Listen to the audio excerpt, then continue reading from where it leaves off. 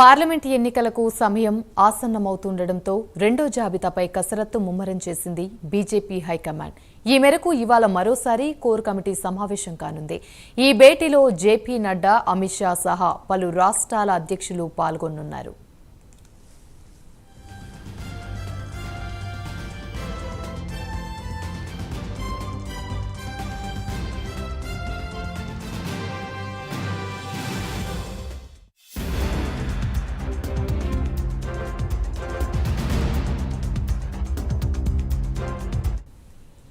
నిన్న పలు రాష్ట్రాల నేతలతో దాదాపు 8 గంటల పాటు కోర్ కమిటీ సమావేశం జరిగింది.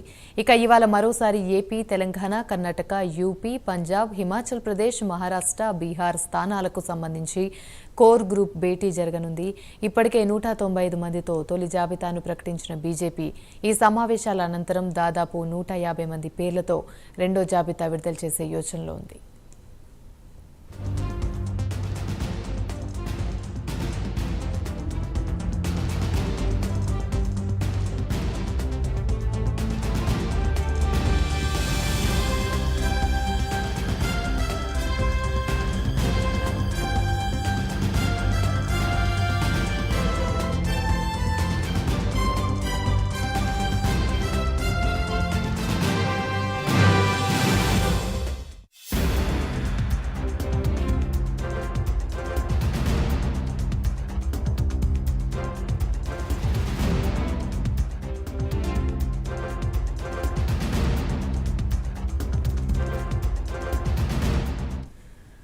పార్లమెంట్ ఎన్నికలకు సమయం ఆసన్నమవుతుండటంతో రెండో జాబితాపై కసరత్తు ముమ్మరం చేసింది బీజేపీ హైకమాండ్. ఈ మేరకు ఇవాళ మరోసారి కోర్ కమిటీ సమావేశం కానుంది. ఈ భేటీలో జేపీ నడ్డా, అమిత్ షా సహా పలు రాష్ట్రాల అధ్యక్షులు పాల్గొనున్నారు. ఇదే అంశానికి సంబంధించి మరిన్ని వివరాలు మా ప్రతినిధి సిరాజ్ లైవ్ ద్వారా మరిన్ని అప్డేట్స్ అందిస్తారు. సిరాజ్, చెప్పండి.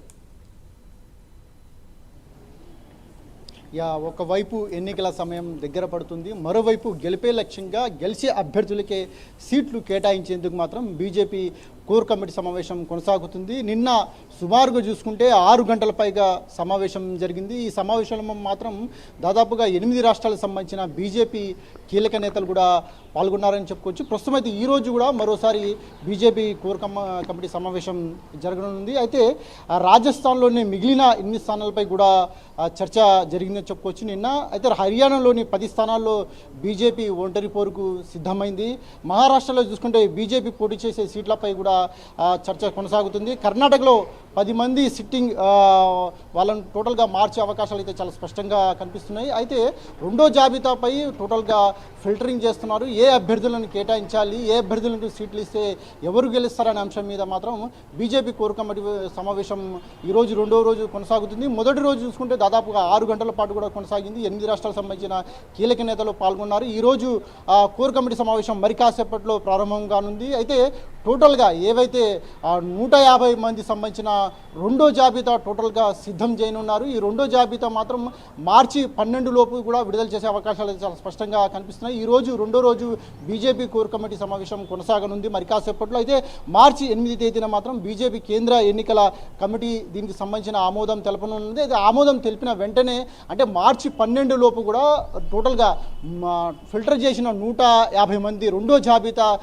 విడుదల చేయనట్టుగా ప్రస్తుతం అయితే మనకు సమాచారం అందుతుంది. ప్రస్తుతం ఏది ఏమైనా సరే గెలుపు గుర్రాలకే టోటల్గా ఫిల్టరింగ్ చేసి అభ్యర్థులను కేటాయించేందుకు మాత్రం బీజేపీ టోటల్గా కసరత్తు చేస్తుంది. టోటల్గా అంటే 400 సీట్ల పైన సాధించాలంటూ కూడా బీజేపీ ప్రధానంగా ఫోకస్ పెట్టింది. ఎందుకంటే ఎన్నికల సమయం దగ్గర పడుతున్న కొద్దీ ఈ బీజేపీ సిఇసి మాత్రం టోటల్గా దీని మీద ఫోకస్ పెట్టింది. ప్రధానంగా గెలిపే లక్ష్యంగా టోటల్గా ఫోకస్ పెట్టింది. అన్ని రాష్ట్రాల మీద కూడా ప్రధానంగా ఫోకస్ పెట్టింది. ప్రస్తుతం అయితే ఈరోజు రెండో రోజు బీజేపీ కోర్ కమిటీ సమావేశం మరి కాసేపట్లో కొనసాగనుంది. ఈ సమావేశంలో అంటే ఏ అంశాలు తీసుకుని ఉన్నారు, ఏ అంశాల మీద చర్చ జరగనుంది, టోటల్గా ఎన్ని గంటలు నిన్న చూసుకుంటే దాదాపుగా 6 గంటల పాటు కూడా మొదటి రోజు సమావేశం జరిగింది. ఈరోజు రెండో రోజు సమావేశంగా కొనసాగుతుంది. ఈరోజు రెండో రోజు సమావేశం చాలా కీలకంగా కానుంది. అంతేకాకుండా సమయం కూడా చాలా ఎక్కువగా పట్టే అవకాశాలు చాలా స్పష్టంగా ఉన్నాయని చెప్పుకోవచ్చు.